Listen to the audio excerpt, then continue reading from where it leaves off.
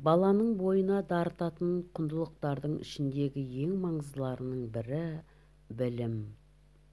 Бала саналы әрі мақсатты түрде оқу жазуды үйреніп, өз-өзіне сын көзбен қарап, басқаларға үлгі болатындай деңгейге жетуі керек.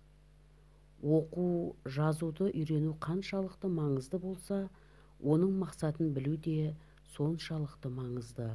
Бұл жайында Жүніс Әміре ғылым, білім, ізденіс, өз-өзіңді тануың, танымасаң өзіңді, не пайда оқып жарығым деген.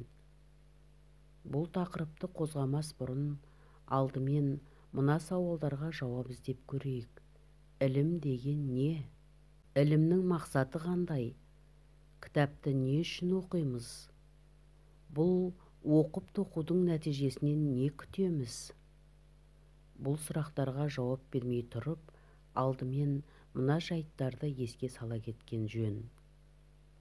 Бір кісі өмір бойы математиканың жілігін шағып, майын ішіп, күрделі формулаларын меңгергенімен оны іс жүзінде көрсетпесе, яғни жаңа теория мен гипотезаларымен білімін шыңдап отырмаса, ілімдегі мақсаты мен мұратына қол жеткізе алмады деген сөз.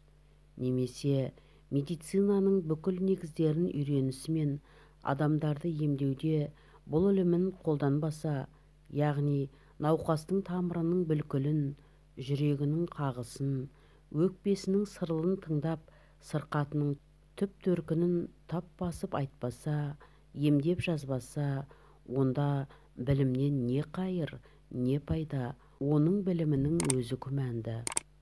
Ғылымдардың түпкі мәні Жүніс Әміре ақынның айтқанындай адамның өз-өзін тануы, өйткені өзімізді танытпаған ілімнің не өзімізге, не басқаға пайдасы тимесі анық.